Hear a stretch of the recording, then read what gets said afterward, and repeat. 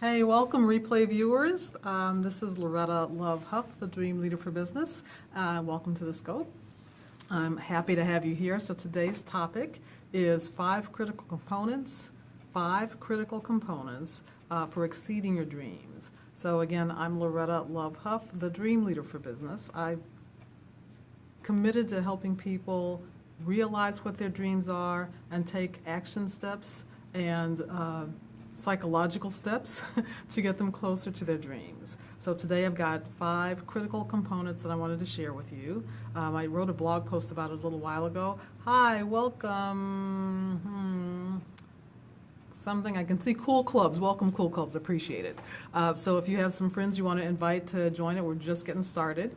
Five critical components for exceeding your dreams. So I know that, so I've been a business coach since 1997, 1998.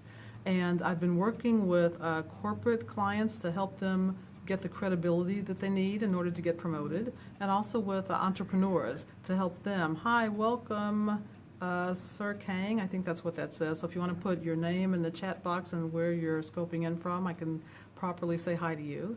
So I worked with corporate executives to help them lead their teams better, and for corporate professionals to get the credibility that they desire so that they can move up the corporate ladder, have more responsibility, make more money. When I moved to Arizona, I still had some of my corporate clients, but eventually we completed the work that we were doing, and I found myself networking with a lot of business owners and who were really struggling not so much with leadership issues, but with marketing issues. And so I started training them on marketing tactics to help them grow their business.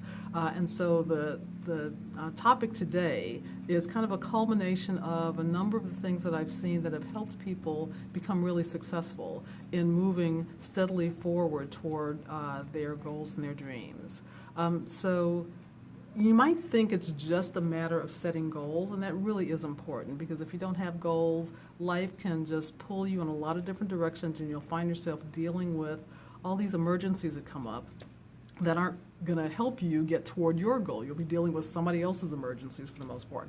Or maybe they're your emergencies too, but again, they're not the kinds of activities and the things you have to do to deal with those emergencies aren't going to be the kinds of things that will actually get you closer to where what your dream destination is. So I want you to think about this for a minute. So when I'm talking about your dreams, I use this phrase called your dream destination, which I want you to imagine that it's 10 or 15 years from now, and you are happier than you ever thought you could be. Things have gone so well. It's kind of exceeded your wildest dreams. You're really happy. So I want you to think about that right now. So even though you're not experiencing that in its fullest extent at this moment, I want you to project yourself into the future and think about what that life would look like. You know, how would you be spending your time? Are you working in a job? Are you working in a job that you love? Have you retired? Have you started your own business? Do you own a business but you're not working in it? Are you traveling? You know, what is that dream destination? So let me tell you a story. There's a woman that I've known for a number of years. Her name is Laura. And she, when I first met her years ago, was the writer and editor of keyword-rich articles that she would do with her clients to help them get found online. So she would figure out what her clients, ideal clients, were and what problems they had, and she would help them write articles so that when their clients were online searching for the solution to their problem, hi Carol, welcome. So when her clients were looking for a solution to the problem, their website would pop up. So I was actually speaking at a networking event a few years ago, and I posed this question: what is your dream destination? So I want you to think about that. 15 years from now, things have gone better than you ever possibly imagined. What would your life be like? So Laura immediately raised her hand and she said, I have a publishing empire. And I said, wow, that's interesting. Well, tell me about it. Because she had been writing articles for people to get found online. She was kind of like an SEO expert before they were really calling them that. And she said, well, I have this publishing empire.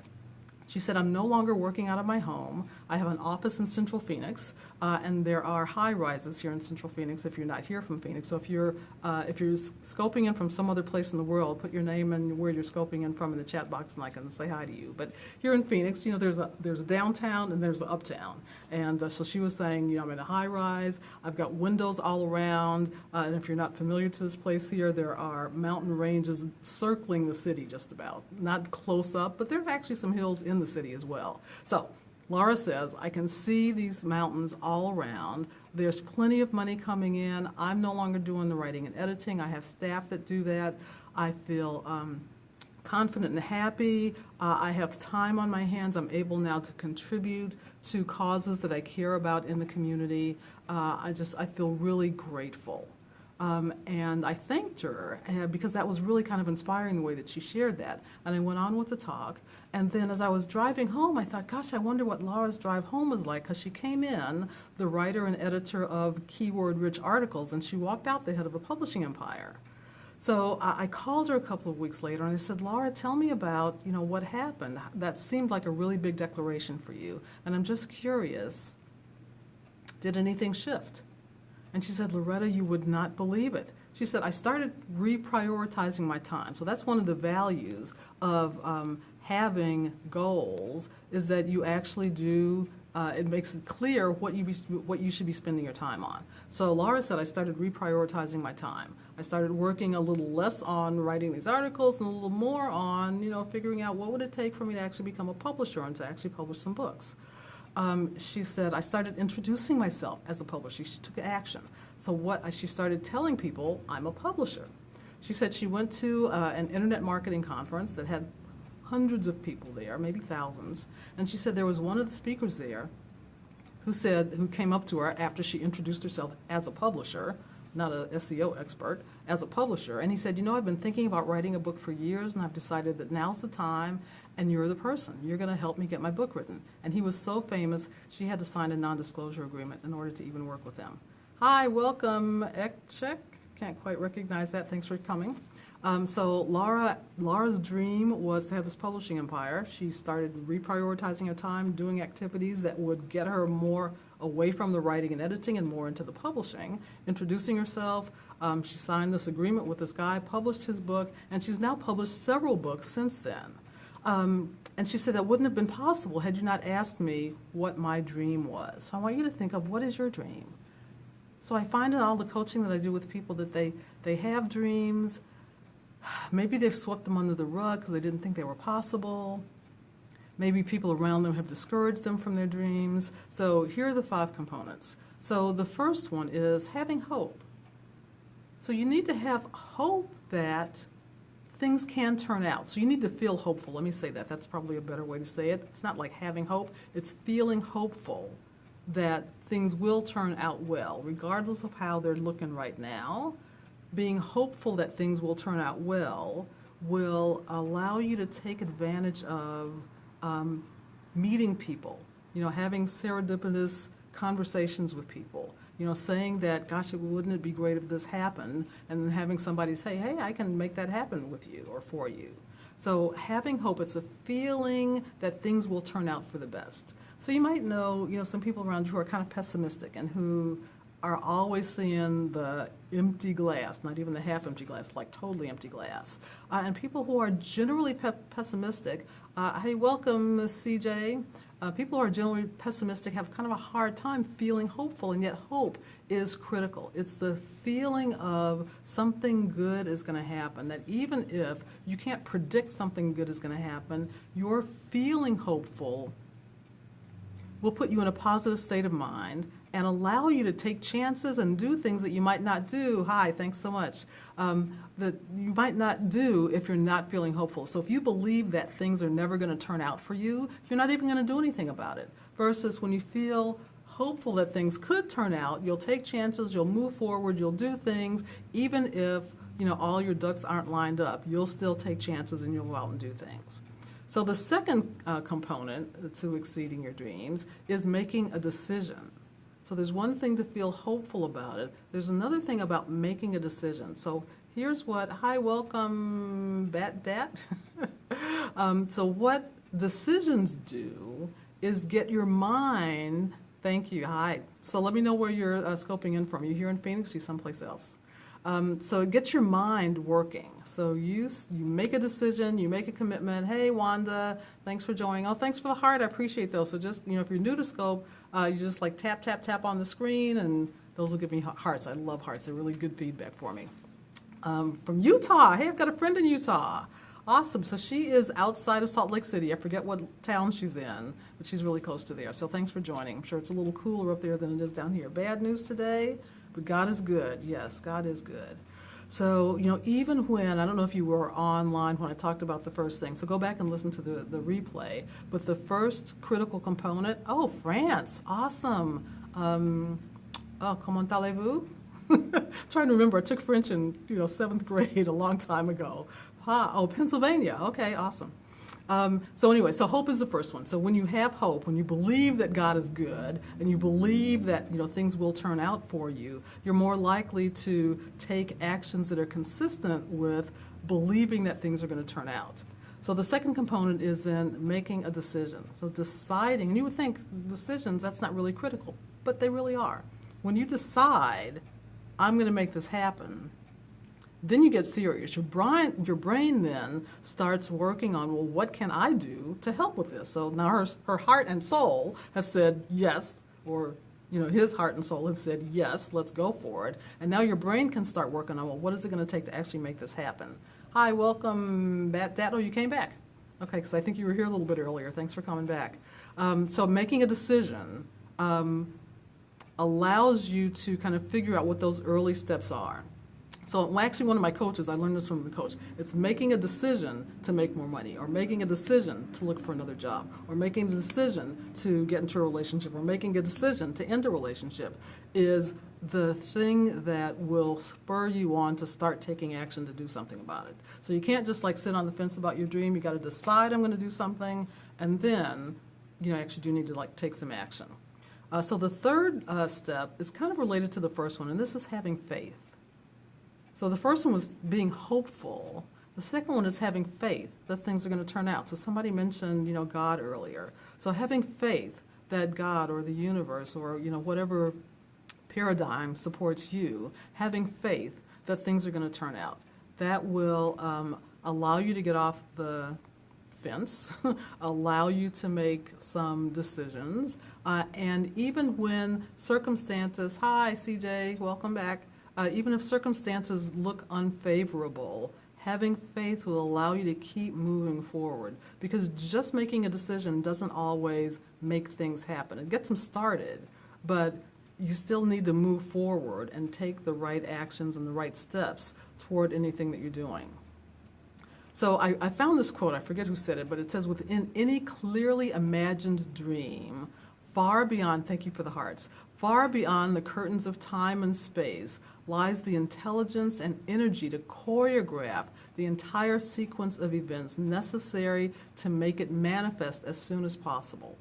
And if you physically move forward toward that dream, demonstrating both faith and belief, making yourself available to accidents and coincidence, not insisting on the hows and kind of rolling with what may come, the sequence is permitted to play itself out. So I actually got that, that's where it came from. So I have subscribed to this email, this program that sends me quotes every morning at 2 in the morning. And this was Notes from the Universe, and that's what the quote was. And it reminded me, just reading through this quote again, reminded me of something that happened several years ago. I was living in Northern California at the time. I was married to a different guy than I'm married to right now, but we were both big fans of Deepak Chopra and his writings. And I heard kind of at the last minute that he was coming to speak at a large church in our neighborhood. Thank you for the heart. I love Deepak. He's just an amazing guy. So we were very excited. Oh my gosh, we're going to get to see him and hear him personally. This is awesome. So I called the number up to, that was hosting the event, and they were all sold out. And I thought, oh God, I was devastated because I really wanted to go. But I had faith. And I had made a decision that we were going to go see Deepak Chopra. So in spite of the fact that it was all sold out, I talked to one of the coordinators there. She said, well, just, come down and, you never know. So we got there early, and within about 20 minutes of us getting there, a ticket became available. I'm like, yay! And we still had another 45 minutes or an hour left, and pretty soon another ticket became available, and we both got in. And had I not decided that we were going to go see Deepak Chopra and decided that, hello there, welcome so much, thanks for being here, let me know where you're scoping in from.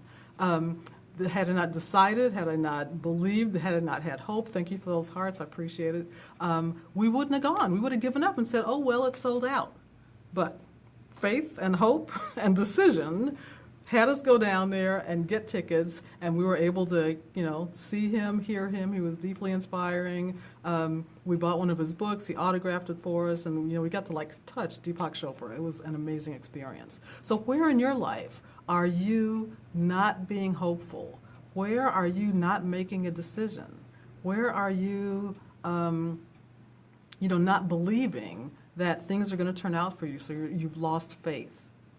And faith is the thing that will keep you moving forward. So even in those times when it looks like things are really, really dark, having faith and just allowing, not even allowing yourself, encouraging yourself to feel better and to feel hopeful will make your time that you're waiting for this thing to turn out just that much more tolerable, maybe even pleasurable.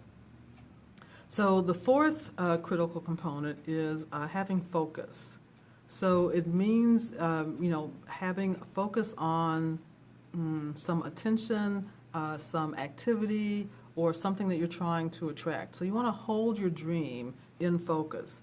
Keep your eye on the prize. I forget who said that. Was that Cassius Clay or somebody? Keep your eye on the prize. That's the thing.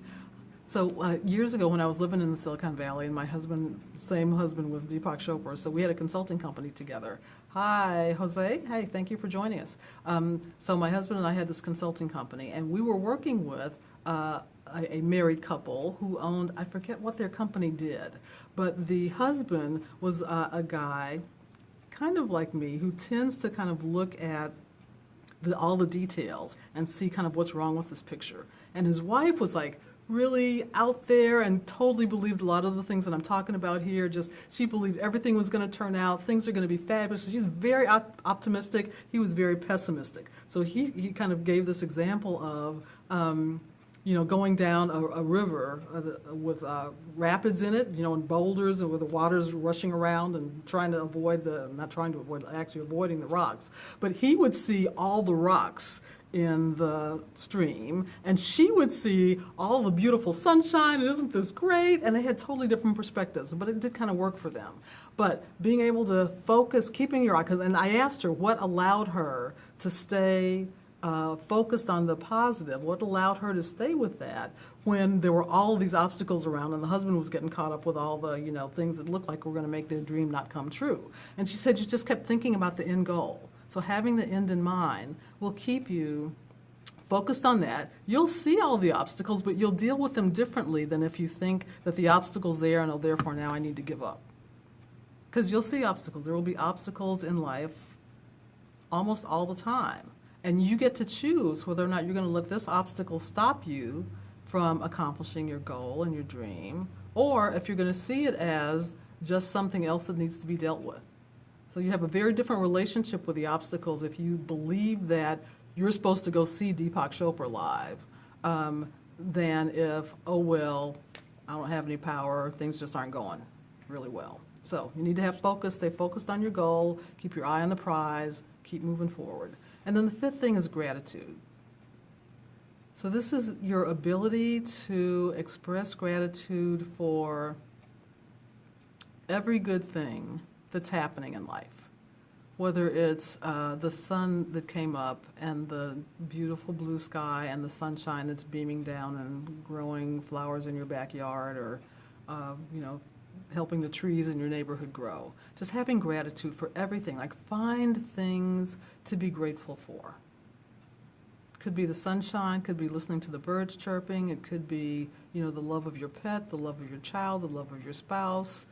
Could be memories of people that are no longer with us, but who made a difference in your life. So when you find things to be grateful for, it again raises your spirit. It actually changes kind of the emotional content, the energy in your body and in your head, and allows you to again maintain that optimism and hope that you're feeling. Thank you for the heart. I appreciate it. Hi there.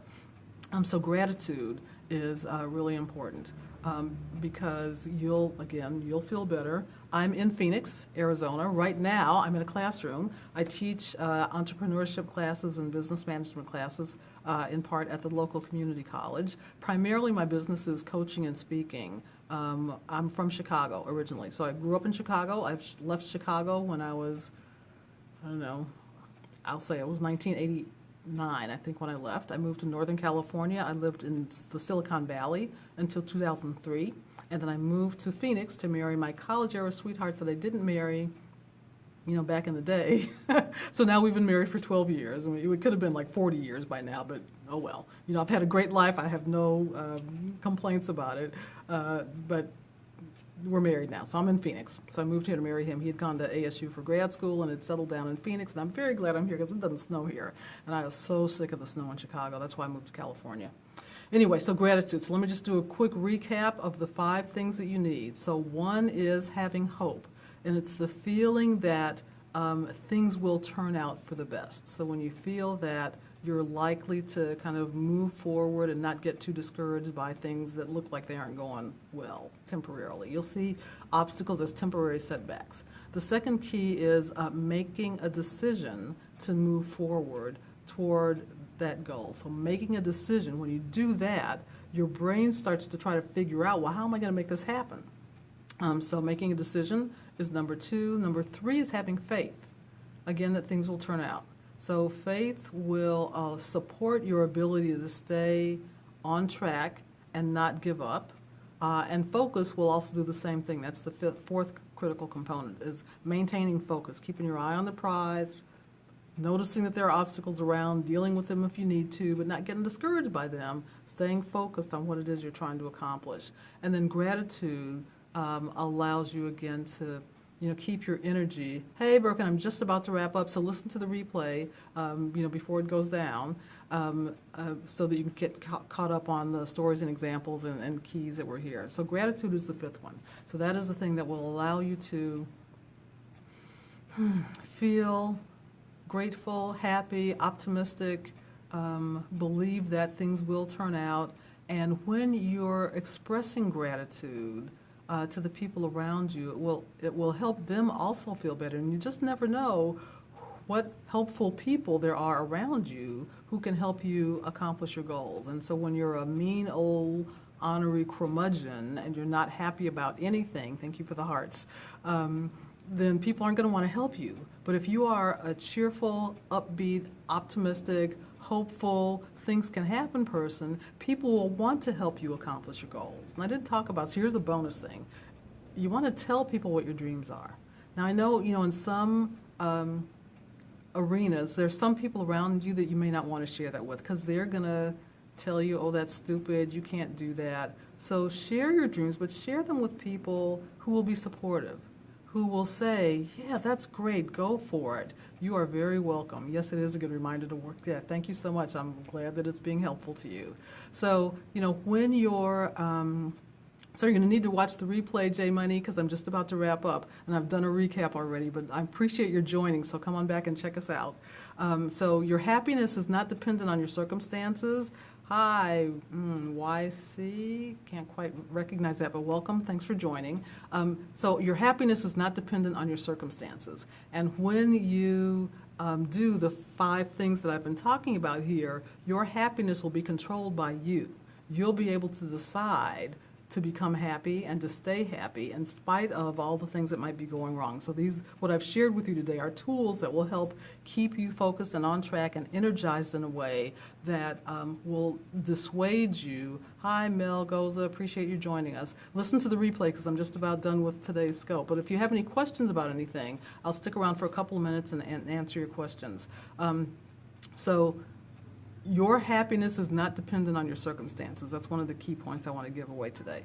Your happiness is not based, hi there, on your circumstances. It is based on your ability to manage your emotions and to find things around you to be happy for, regardless of what bad things are happening. So, whether you've lost somebody. My husband lost 3 of his immediate relatives within 4 months last year. So there was a lot to say something about what? So there was a lot to be upset about, so losing your family members, having to deal with all the things that happen when somebody dies, there's just a lot to deal with. And so you can get caught up in that because it's depressing when you lose someone. But one of the things, that I found myself, Miss Pasha says hi, Miss Pasha, is to, I hope I said that right, it might be pockets, I'm not quite sure how to pronounce that. But when you can diligently work, hit your line, I'm not quite sure what that means. When you can diligently work on keeping yourself happy regardless of what's going around, you'll be able to move forward, you'll be able to hold on to that vision of your dream and why it's important to you. You'll find opportunities around, people will be more willing to be helpful than if you're a curmudgeon and just complaining about everything. And so doing the tips that I've shared here, police, not quite sure what that means. Is that what your job is?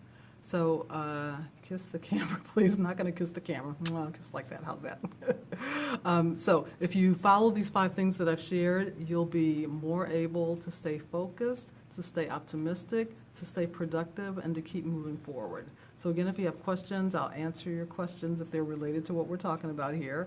Otherwise, I'm going to wrap up and have you watch the replay because I've covered all 5 of the tips that I wanted to cover, and hopefully can I prank call a number? Yeah, I'm not going to do that. I could. I did when I was a kid. I haven't prank called anybody for decades, really. Not prank, I don't know. So why would you want to prank call? Do you prank call people? Are you prank calling me? Come on, it makes you feel younger. It could. It could. I haven't thought about doing a prank call.